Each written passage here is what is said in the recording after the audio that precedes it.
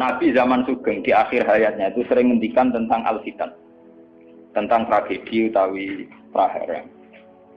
Itu banyak riwayat yang bahkan Nabi itu pernah ngendikan, saya dan kejayaan Islam itu hanya berumur 36 tahun.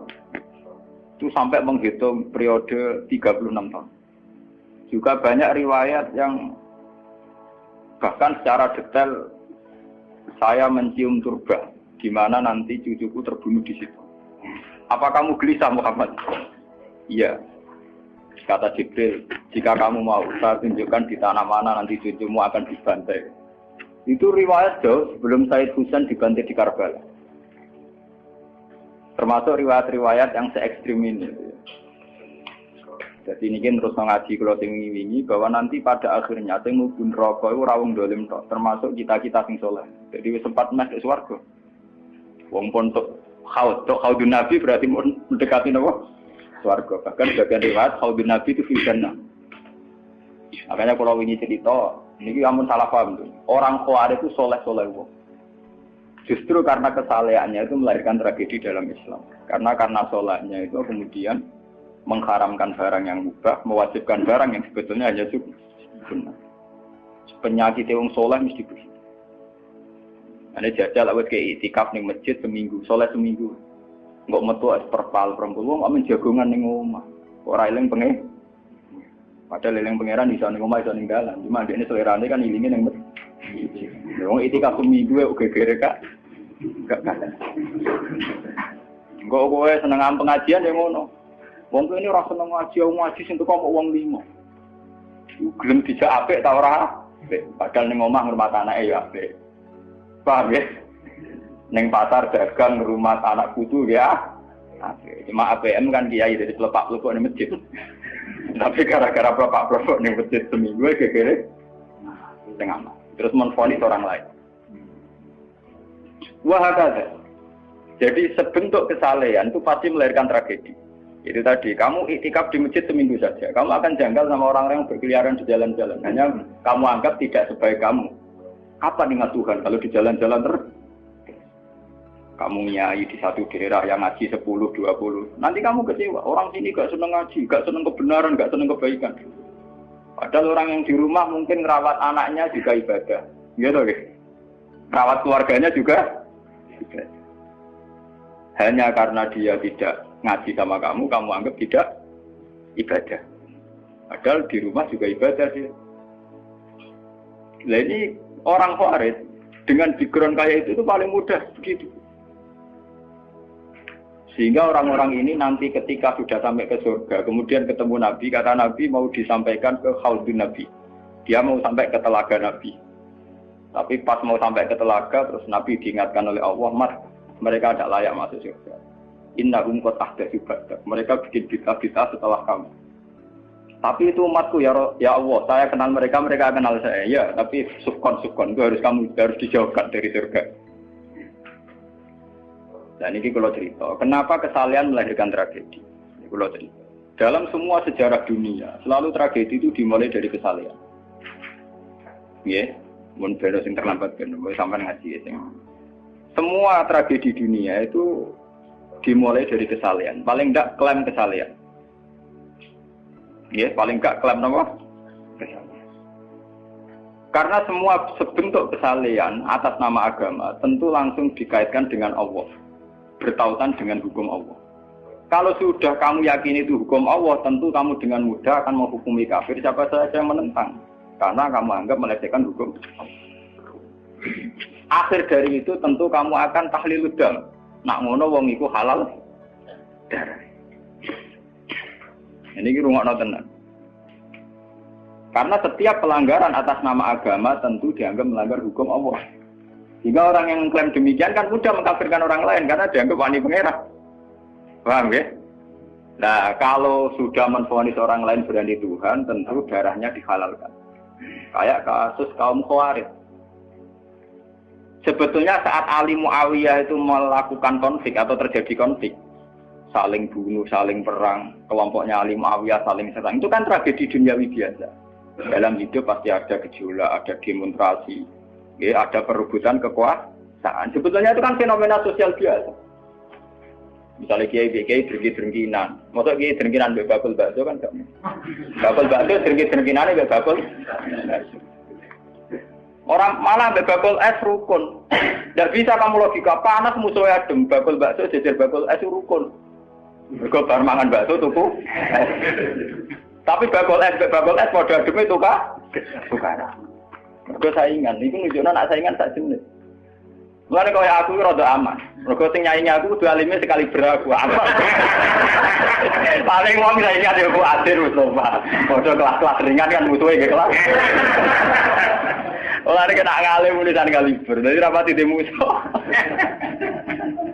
Ada ngalime kaliber terus fasilitas biasa. Wong rapati nyucu, wong rapati hormati, wong ape drengki apaan? Wong kula yo mak turu temangsang ning kos drengkeni apa? Mun kula elmoni ya, dadi wong rapati drengki mun kula elmoni. Dadi ngalime kaliber fasilitas biasa. Wah aman. Lha kok saiki. Aman, itu istihad. Jadi untuk menjaga keamanan. Ngalime ra kaliber ning dadi wong nyucup wong dobar, mesti wong mencep. Alim sepi kok wong dobar wis gegere gak karuan. Niku termasuk strategi ngadepi napa prahara. Artinya sakit di ilmu sebenarnya secara ijtihad itu bisa napa? Bisa ten. Lalu kulon biasa mama-mama teng kulon mereka ngumbal be anak kulon. Enggak, nggih biasa ana mobil direm, Gus, monggo bareng kula. Kak, lagi ben bis. Kula betul mobil, nah ono omah muter pirang-pirang. Nah itu memang gitu ya, karena kita trauma dengan sejarah.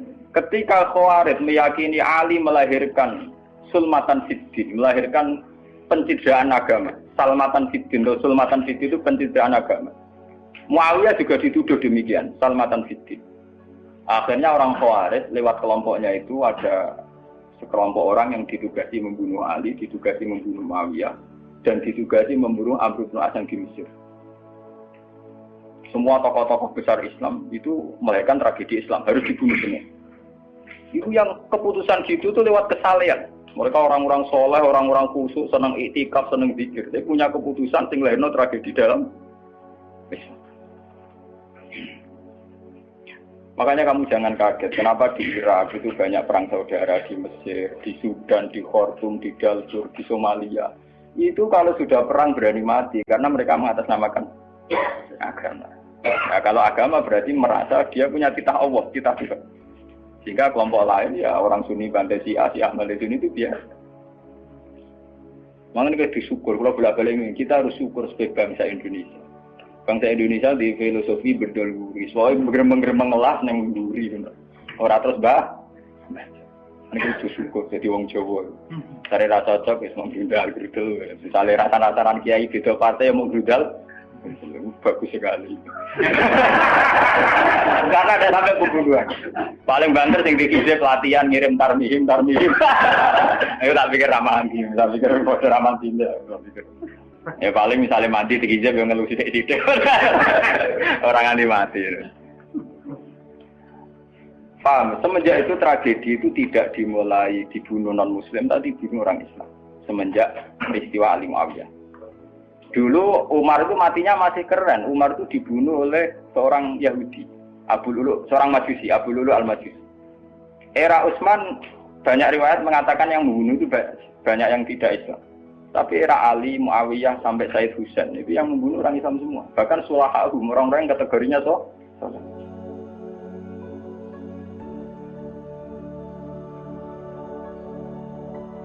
Wong soleh macam payah. Baik Madin gue kenal lagu ngukumi wong murtad itu biasa.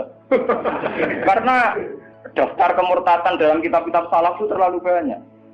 Sama kalau ngaji sulam taubat, sulam safina itu betapa mudah orang-orang masuk kategori nomor.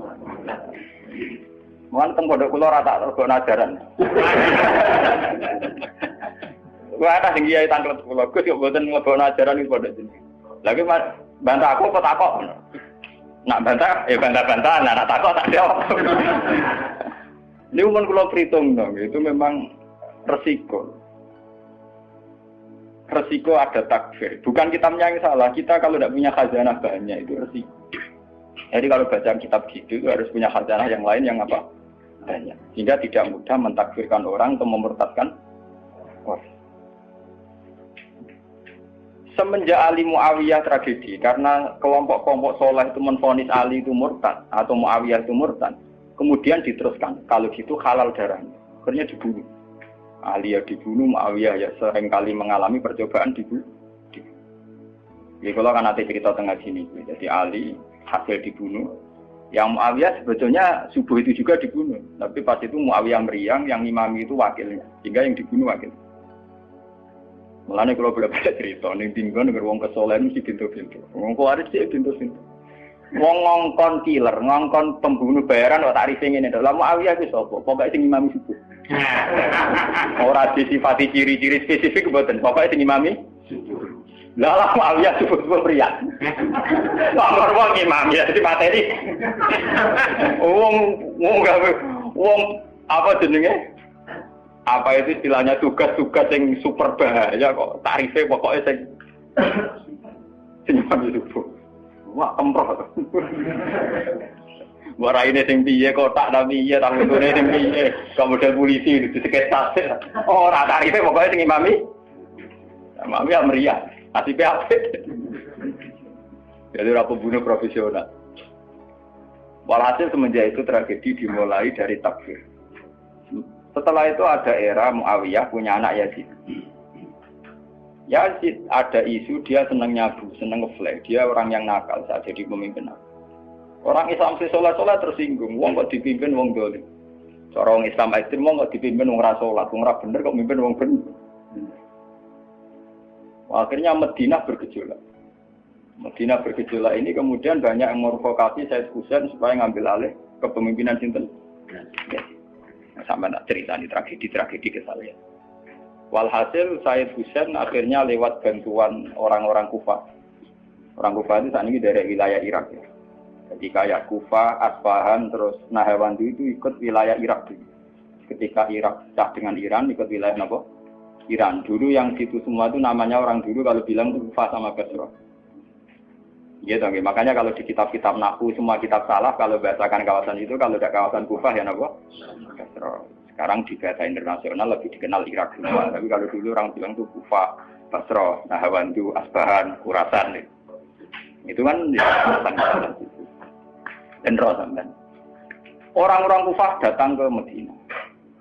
Ya Husain, karena yang dituduh zalim, kita-kita yang nanti di Kufah siap membeat jenengan jadi khalifah, siap dukung jenengan jadi apa?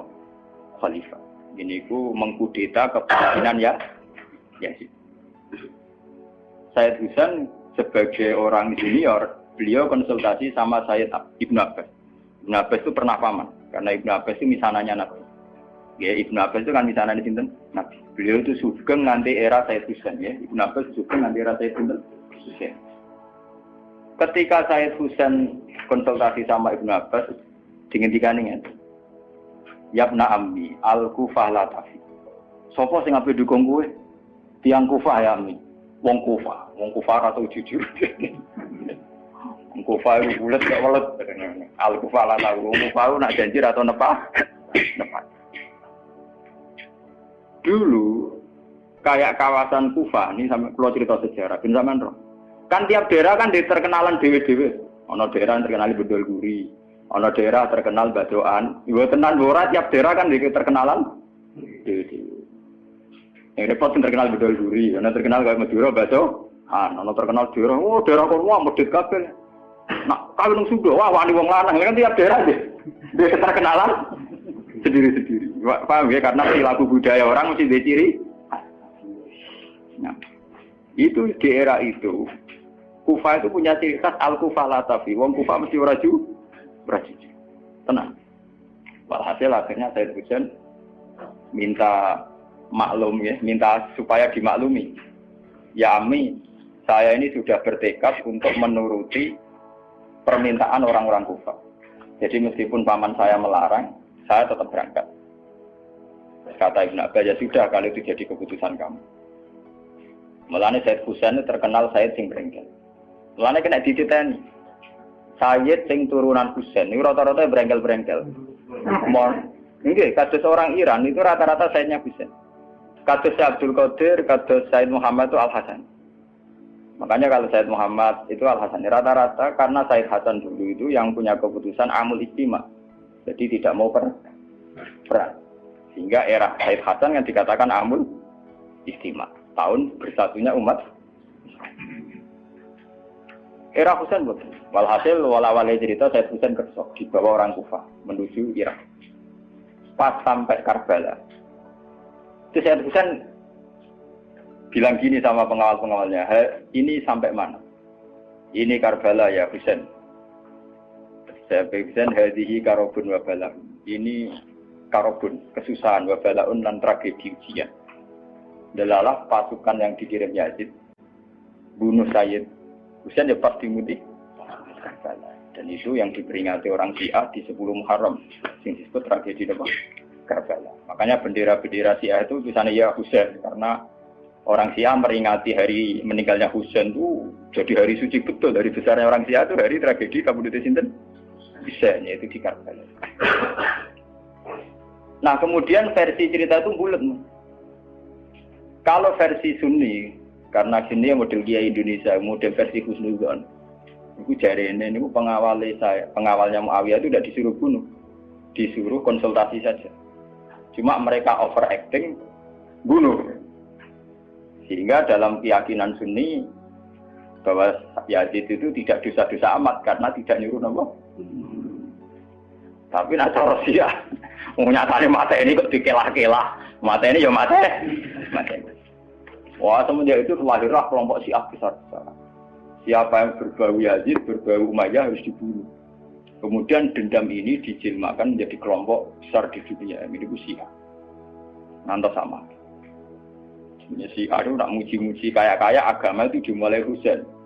Yes. Wes ngono Husain belalah bin Ali.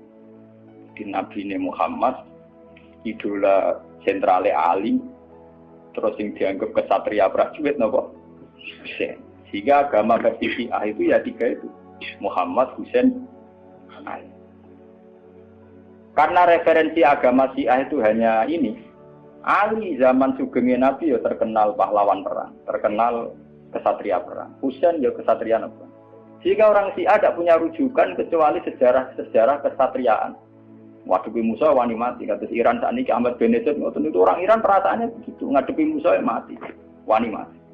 Beda perasaannya ahli sunnah, karena ahli sunnah ngidolakno sahabat sing kuno ya idola, sing ora jelas ya napa idola. Wah wire sahabat macam-macam, jale madung ngidolakno sahabat topo sing nak ana perang mirip. Terus Mustafa ngidolakno topo sing ora jelas, penting itikaf.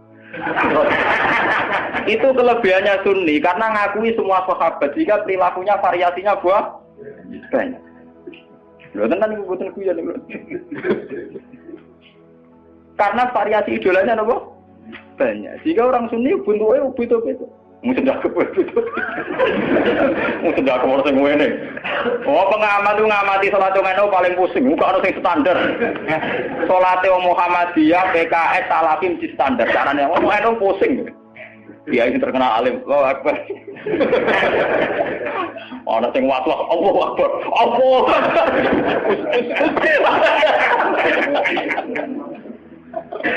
Oh, sedekah kok ana sing ngene, ana sing ngene, ana sing santai.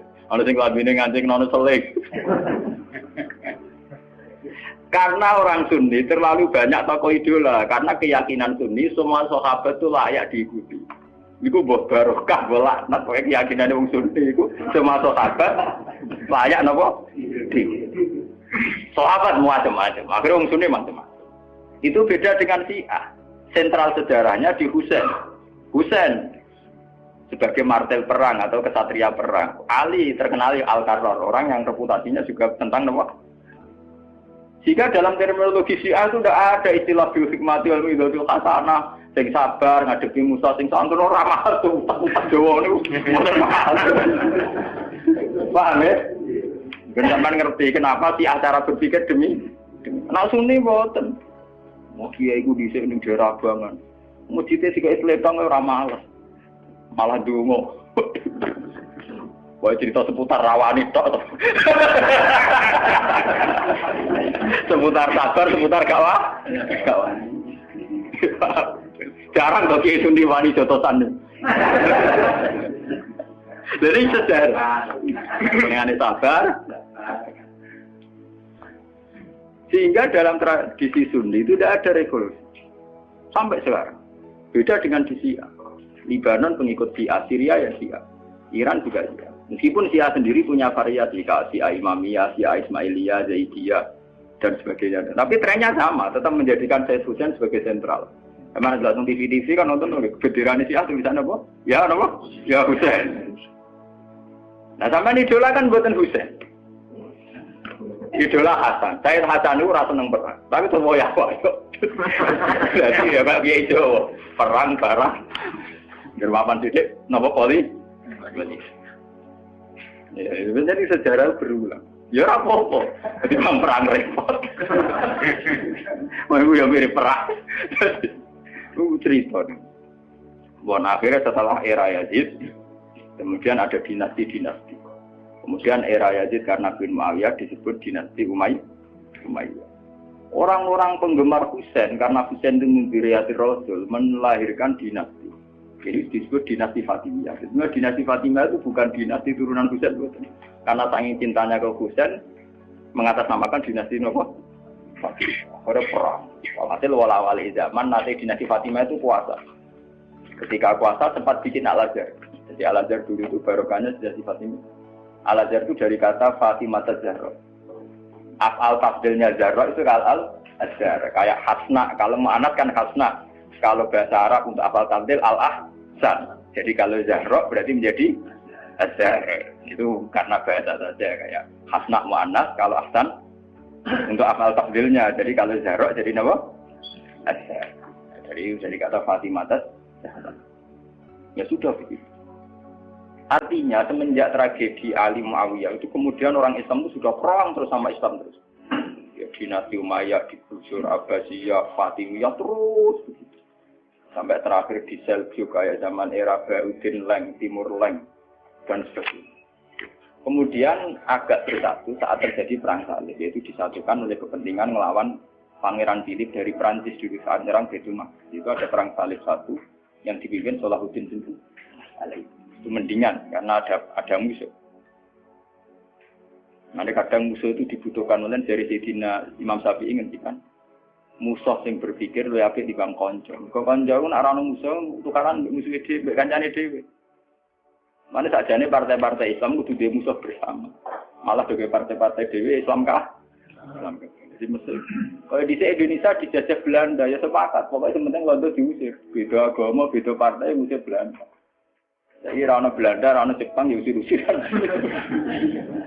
Itu sejarah. Mulai dulu trennya sejarah begitu. Nah, semenjak itu sudah disebut fitnah.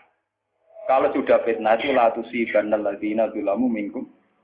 Yang kena tidak yang salah saja, yang soleh juga kan kena. Kalau fitnah itu sudah kena, sudah jatuh, pasti yang kena semua. Yang soleh juga ikut. Akhirnya orang-orang soleh itu banyak yang meninggal.